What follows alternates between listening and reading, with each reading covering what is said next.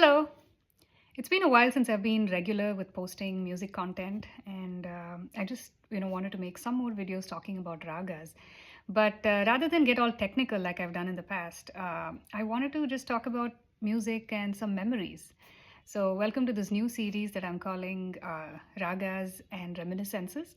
The first raga that I want to talk about is Kalyanavasantam. So the year is 1994, and Sudha Ragunathan is reigning supreme, right? She's this young and extremely popular artist in the Carnatic music world. And there was this Music Academy concert recording of hers that we had. I think it was from 1994, either 94 or 93. Pretty sure it was 94. And so back in the day, my dad was the official cassette collector in the family. He's very passionate about Carnatic music. And I grew up in Bangalore, and up until my early childhood, like until my third grade, we lived in this area called Rajaji Nagar. And there was this vegetable market that we would frequent. And right next to it was this tiny cassette shop. And every time I would accompany my dad for vegetable shopping, he inevitably had to stop at this cassette shop. It was a coming together of two things that, he's very fond of doing: vegetable shopping and music shopping. He gets so involved in both, when it comes to vegetables, like in the vendekala onnuna odachu vachu paathu. So anyway, and you know how shops look back in the day, right? This cassette shop was like really tiny, and there was this divider with a tabletop and the shopkeepers inside, and you had to stand outside, right? So there isn't really a place to sit down. So my dad would stand for like 20, 30, sometimes 40 minutes, completely involved in this process of, asking the guy to show him various albums and diligently looking at the list of songs and ragas on the back and all that.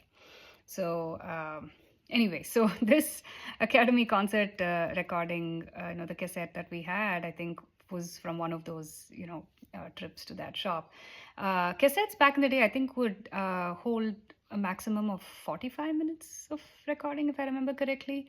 And obviously a typical Carnatic concert is much longer than that. So we would have these cassette sets that we would get, right? Or a book madri. So if you open it, like oru pakkam rendu cassette, innoru pakkam rendu cassette.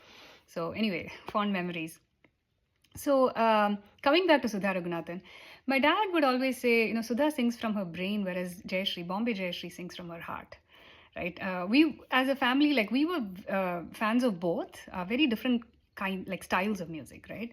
But I guess, what he meant was that Jayashree was a little more emotive and Sudha was more cerebral. Of course, she comes from the formidable G&B school, right? Flamboyance and, flashy bragas and all of that. But all that aside, there was this one song in this album that was rendered so beautifully, so emotively. Not that the other stuff was not beautiful, but this one was so high in the emotive content, avlo urkama padirpa.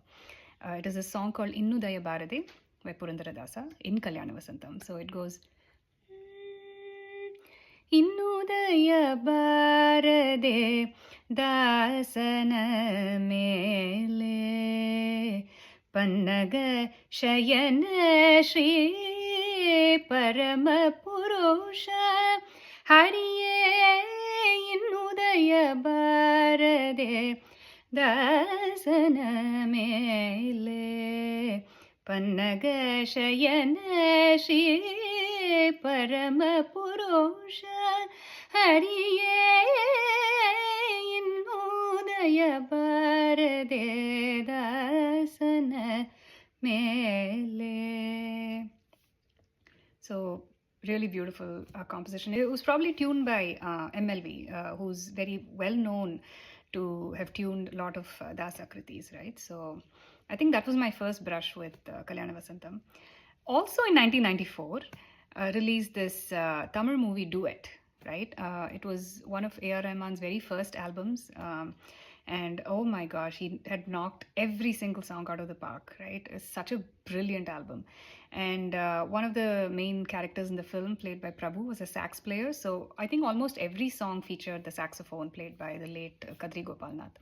But there was this one exclusively instrumental piece that was played in a Tanam style in Kalyanavasantam. And it was played in the Tanam style with modern percussion accompaniments, and there was some, ocean wave sounds that would come in and go. And I think the scene in the movie was like Prabhu's character playing the sax on the beach. So it was many years later, I think in the early 2000s, that I actually learned, a kriti in Kalyanavasantam, and that was Nadaloludai by Tyagaraja. There was also this Varnam in Kalyanavasantam, relatively lesser known Varnam, Annalin Aanai. And it was in the Varnam book, the standard Varnam book, Ganamrita Varnamalika by Panchapakesha Iyer. I never formally learned it, but I remember trying to pick it up on my own, with the notation. So, anyway, those are some of my memories associated with Kalyanavasantam. What is your take on the raga? Let me know in the comments, and I'll see you next time.